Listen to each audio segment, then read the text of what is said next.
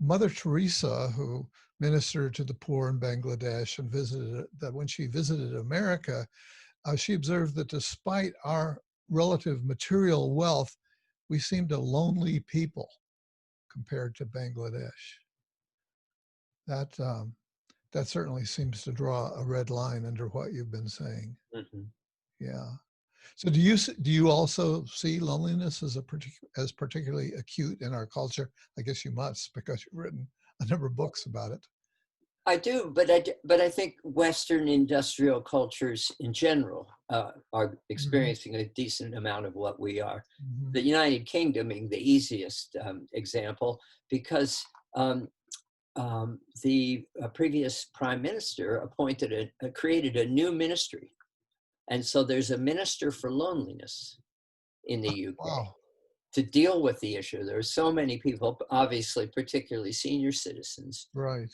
who are now alone and disattached from their families, whereas in traditional English society, as throughout the continent, um, grandparents were part of a family and helped raise grandchildren. So people lived in multi-generation families, but those have so disappeared in obviously in our country and in the UK, and to some extent in the European countries that I'm familiar with, that older people live in, that we've created this phenomenon where we've developed senior living centers, or call Yeah. them what you will, where Warehousing.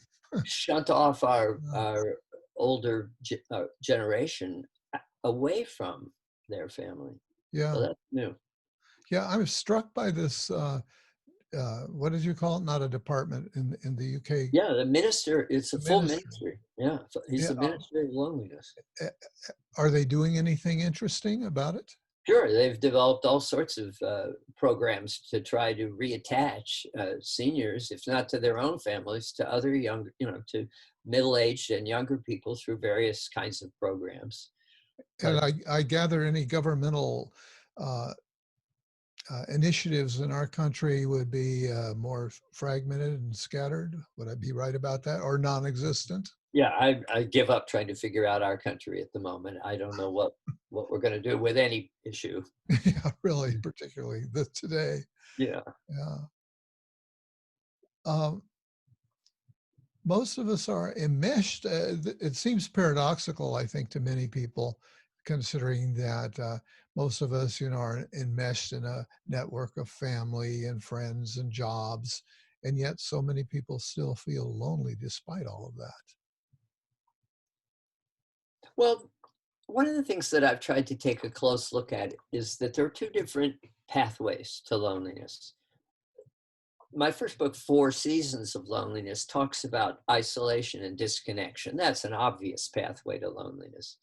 It's far from the case that everybody who lives alone is chronically lonely, but one is very vulnerable, and that is a possibility, is to end up lonely. Mhm. But only roughly half of people who score as chronically lonely on this incredibly valid and reliable test we have called the UCLA Loneliness Scale, version 3. The other half are surrounded by wives or husbands or siblings or friends or workmates or neighbors or teammates, but subjectively they feel just as lonely as the isolated, disconnected people do. There's something about relationships in the modern world that are difficult enough to sustain, that people can be involved with many others and yet still feel so terribly isolated. Hmm. And you speak of chronic loneliness as a sensation, which is interesting, rather than an emotion. Yes, and I think that's, for me, a very important place to start. Um, what I mean by saying it's a sensation is that it's exactly parallel to hunger, thirst, and fear, other sensations. Mhm. And these all come to us from our animal being, not from being human.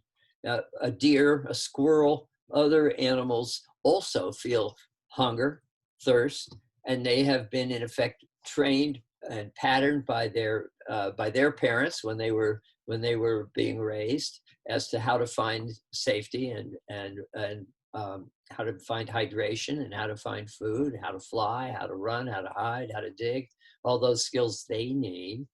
Um, so, so for me, the sensation, just as the sensation of hunger arrives to our forebrain from our parietal lobe, from our animal brain, we feel hunger before we think hunger. We suddenly come upon the feeling of hungry. And then we, as humans, say to ourselves, oh, well, maybe I'll get Chinese takeout tonight or whatever. We deal with the issue of hunger in our way.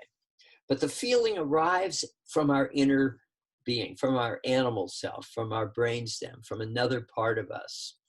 And for some mammals, and some other animals too, but let's stick with mammals, such as elephants, some of the great apes, and the cetacean mammals, so that's the whales, the dolphins, and the porpoises. Like us, we're all family-based, small pod herd animals. That's how we live, among others. All of these kind of mammals. Yeah. And so the sensation of of hunger comes to us, and just parallel to that, the sensation of disconnection comes to us because we're built to be connected, just as elephants are, or the Yeah. cetacean mammals. We're built to be around family and small circles of acquaintances as they are, and we feel uncomfortable to be separated because it's unsafe.